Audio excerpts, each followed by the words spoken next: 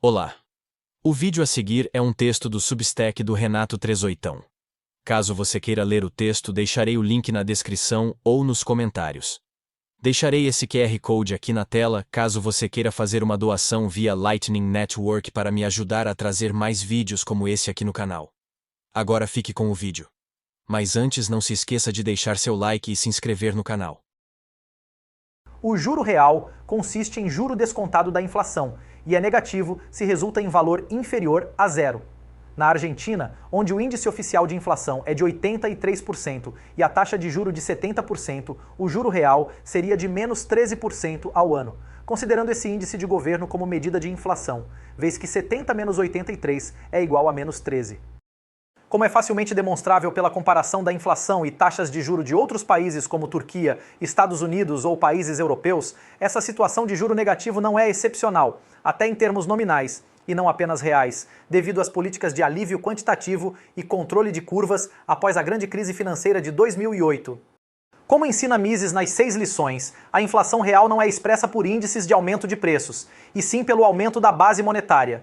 No caso argentino, o aumento da base é de mais de 200% desde janeiro de 2020 até setembro de 2022, demonstrando que quem investiu na taxa de juro determinada pelo seu Banco Central sofreu perdas brutais, enrustidas por índices oficiais de inflação de preços. A diferença sistemática entre a inflação de preços e a inflação da base é explicada pelos ganhos de produtividade derivados, por exemplo, de inovações tecnológicas e ganhos de escala e escopo. No regime de moeda fiduciária inflacionária, Fiat, como demonstrado, governos conseguem se apropriar das reduções de custos apenas diluindo o valor da moeda em circulação e fazendo correções em índices de preços e não da inflação real, aumento da base. Esse processo é denominado senhoriagem, a remuneração pelo monopólio da emissão da moeda.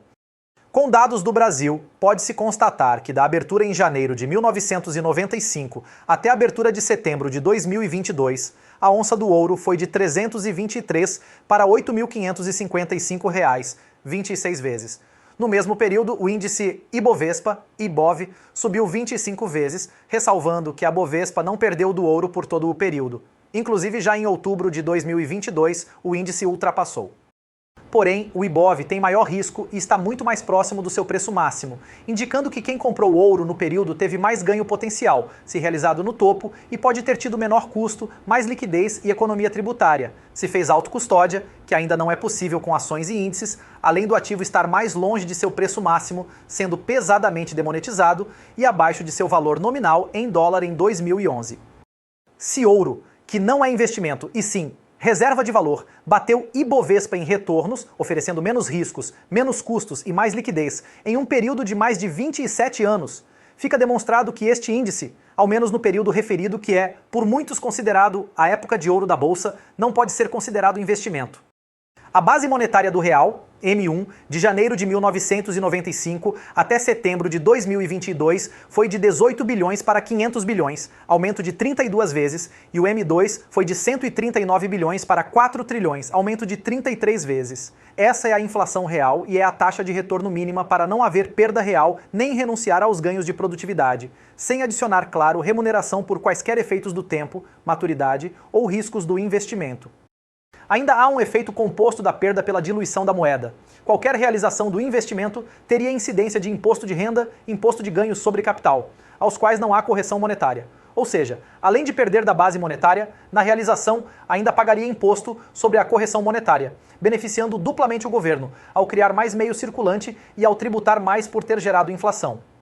Sem adentrar na extrema improbabilidade de se encontrar um produto financeiro com essa maturidade e rendimento, e sem realizações parciais que reduziriam a capitalização, assim como sem descontar os tributos decorrentes de tal realização.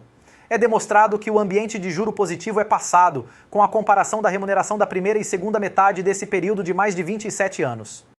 Em resumo, nos primeiros 4.000 dias, o retorno nominal seria de 14 vezes, e nos 5.000 dias posteriores, o retorno de 100% do CDI multiplicaria o investimento apenas 3 vezes, remunerando ordem de grandeza a menos.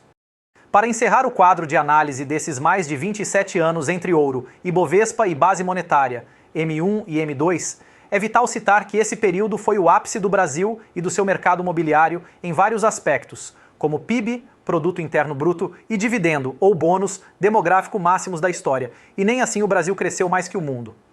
Para evitar a suspeita de cherry picking, supressão de evidências na amostragem, podem ser comparados para diferentes períodos as mesmas variáveis, Selic, Ibov, OZ1 como proxy de ouro em real e M2, e fontes, Banco Central do Brasil e TradingView, demonstrando a mudança estrutural dos juros após a grande crise, que é a causa dos anos de ouro da Bolsa.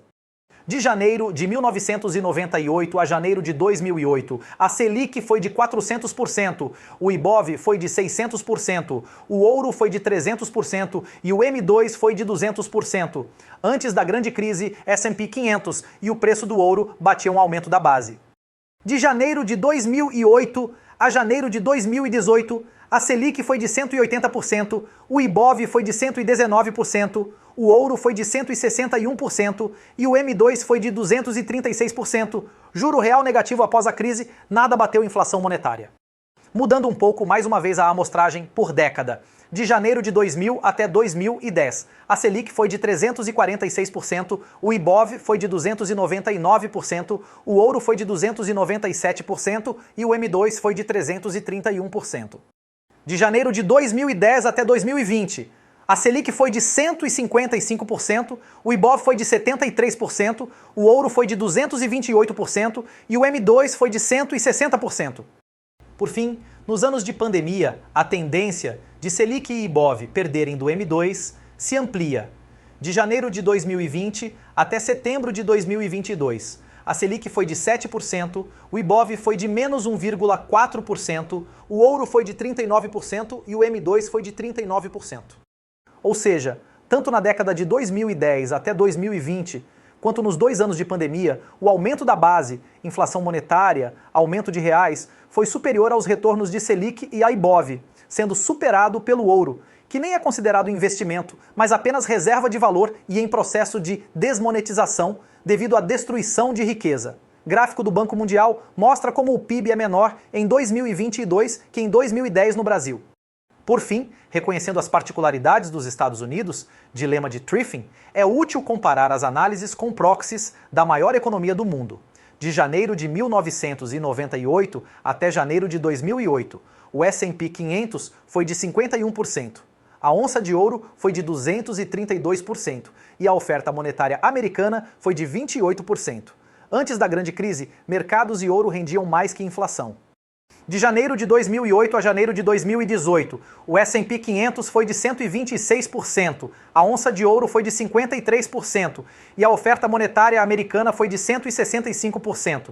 Depois de 2008, mercados renderam menos que inflação e ouro pior ainda. De janeiro de 2018 a janeiro de 2022, o S&P 500 foi de 40%, a onça de ouro foi de 18% e a oferta monetária americana foi de 415%. Durante a pandemia, a inflação e juro negativo só se ampliaram, também em dólar. Se aplicados os 9 meses subsequentes, a tendência ainda seria mais pronunciada, vez que a base continua crescendo e as cotações do S&P 500 e a onça de ouro caíram em dólar. A tendência geral, com ampliação do monitoramento como o PIX, CBDC, inteligência artificial, fotos aéreas de satélites, Big Data em associações de governos com Big Techs, é ser ampliada a sanha arrecadatória, reduzindo liberdade e riquezas privadas, e como indica a curva de Laffer, acelerando a própria erosão tributária, governos arrecadando menos por destruir mais riqueza privada. As restrições a moedas alodiais e imposições de sistema de gamificação estatais permitem aos governos a ampliar a tendência do juro negativo, aumentando seu gasto e poder. Em 2015, Ulrich já entendia a ligação entre as restrições à moeda física, a imposição de juros negativos, já com exemplos de juro nominal negativo, e que uma solução para isso era o Bitcoin. Como já demonstrado no Bitcoin Red Pill, com as CBDCs eliminando dinheiro alodial, fim da moeda física com guerra ao dinheiro, endividamento exponencial e déficit estatal estrutural, a volta do juro real positivo no Legacy é uma impossibilidade política e física, até o fim das moedas fiduciárias. Em resumo, para os governos manterem seus gastos crescentes, não tem como pagar o juro real positivo, o que exigiria austeridade e redução do Estado, contradizendo a lei de Wagner, nem aumentar a arrecadação tributária, vide curva de Laffer, sobrando apenas a opção de imprimir mais moeda e aumentar o totalitarismo financeiro com controle de curva de juros. Então, é fácil concluir qual a tendência para as próximas décadas com população já envelhecendo e em poucos anos decrescendo de maneira exponencial, com colapso de fecundidade, como é demonstrado a seguir. A relação entre juros e demografia. Em geral, crianças são meramente consumidores, jovens são devedores, com rendas pessoais crescentes e objetivo constituir patrimônio, e idosos emprestadores, com rendas pessoais decrescentes ou inexistentes e buscando viver de aposentadoria estatal ou de patrimônio acumulado. Em princípio, mais menores seria mais consumo, mais adultos jovens, mais demanda por dívida, e mais idosos, mais poupadores, com renda de trabalho decrescente ou zero. Mike Maloney, por exemplo, defende a tese da tendência queda dos juros por 40 anos devido à geração mais rica da história da humanidade e mais numerosa nos países de primeiro mundo ter sido os baby boomers, e que isso seria revertido com sua aposentadoria e morte. Crescimento econômico pode derivar de A. Poupança e investimento, que é decrescente há décadas e tende a continuar caindo com juros negativos desestimulando a acumulação. B. Demografia, mais gente, seja por migração ou nascimento. Ou C. Outros ganhos de produtividade, como novas tecnologias ou instituições superiores com boas motivações. A. Com o juro negativo, há máximo estímulo a consumo e mínimo a poupança e investimento. Por isso se diz que OnlyFans é resultado de juro negativo. B.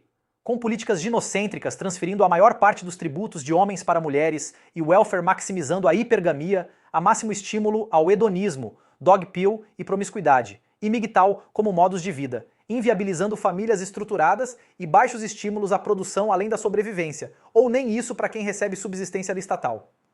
Quanto à migração, o Brasil tem saldo negativo desde 1980, perdendo grande parte de investidores e empreendedores. C. Com explosão de custos, destruição de poder pátrio e queda de renda das novas gerações, não há motivação financeira em criar filhos como alternativa à previdência. Cada setor que passa a ser pesadamente regulado e tributado aumenta a estagnação e a regressão tecnológica e material. Como demonstrado no Mulher Decide Se Vai Ter Sexo, Homem Se Vai Ter Compromisso, o estado de bem-estar social, welfare, tira 80% dos tributos de homens para dar a mulheres e crianças, criando assimetria de poder ao substituir o pai ou o marido como protetor e provedor, maximizando hipergamia. E as políticas ginocêntricas tornaram ilícito no direito positivo o exercício de poder pátrio ou marital. Prova disso é a gama de falsas acusações impunes e casos notórios, até de perda de guarda do filho, em casos de país que se opuseram à doutrinação das crianças. Enquanto não houver poder pátrio, seus filhos não são seus e sua esposa não é sua. É só sua vez. Não havendo motivação para casar, nem ter filhos para homens, a tendência é a queda sistemática dos casamentos, famílias estruturadas e fecundidade, e a explosão de promiscuidade, DSTs, incels e bestialismo.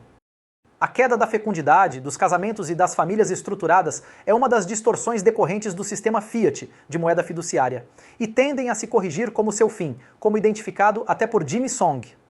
A seleção natural funciona tanto que o mundo islâmico, com cultura de dote e menores níveis de subversão feminista, ainda mantém fecundidade acima da reposição. Por isso, com o desenvolvimento de arbitragem e tribunais privados, uso de dote como colateral e com o colapso do welfare, a fecundidade e o casamento tendem a se regenerar e florescer, sendo encarados como investimentos. Os que não compreenderem tendem a ser financeira, cultural e geneticamente extintos. O colapso demográfico é um fenômeno global. As únicas regiões do mundo que ainda apresentam natalidade para manutenção ou crescimento populacional são os países islâmicos e a África subsaariana. Nos países desenvolvidos onde taxas de fecundidade caíram primeiro, o envelhecimento ocorreu também mais cedo, embora em alguns casos tenha sido mitigada pela migração.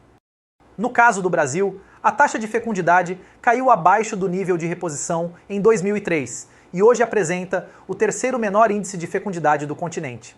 Em 2021, houve menor número de registros de nascimento em 27 anos, ou seja, dado abaixo das projeções.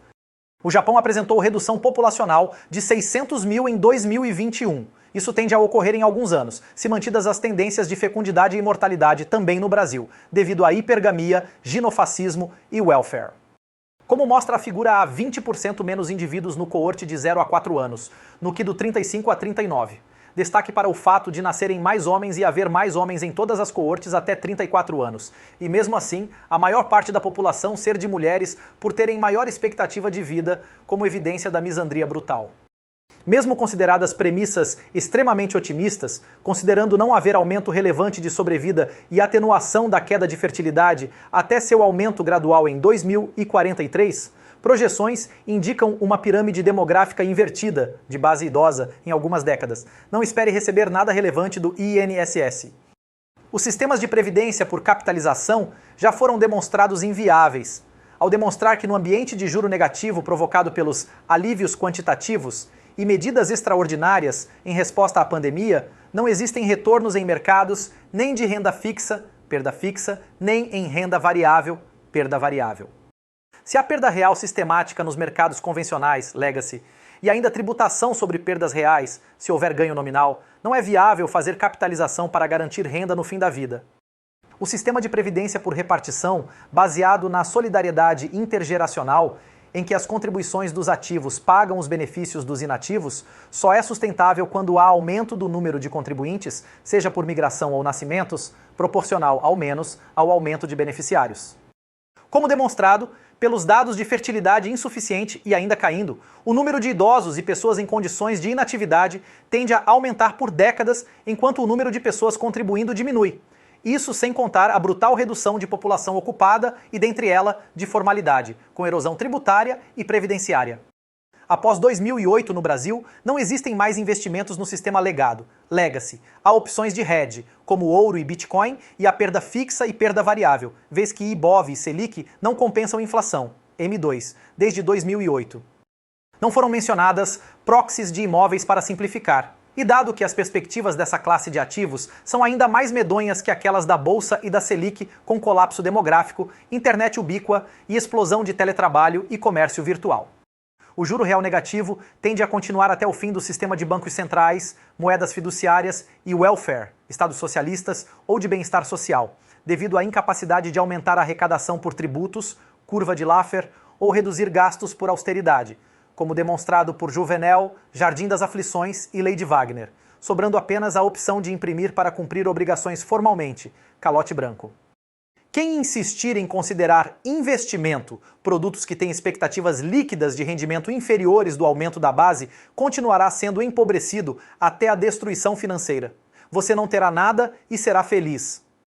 A mensagem no bloco Gênesis foi muito bem escolhida, e o início da time chain do Bitcoin em janeiro de 2009 foram perfeitamente escolhidos e provam que o abuso de direitos, como a senhoriagem, os alívios quantitativos, os bailouts, resgates com dinheiro público e as políticas de controles de curvas tendem a destruir o poder governamental de controlar a moeda, os juros e os mercados. No próximo vídeo será demonstrado como Bitcoin e sintéticos colateralizados em Bitcoin podem ser soluções dessa era para os abusos de poder referidos, iniciando um nosso sistema alternativo de Bitcoin Finance. Bom, e esse foi o vídeo de hoje. Caso você queira ajudar o canal, mande uma doação através desse QR Code, via Lightning Network, para me ajudar a trazer mais vídeos como esse. Até o próximo vídeo.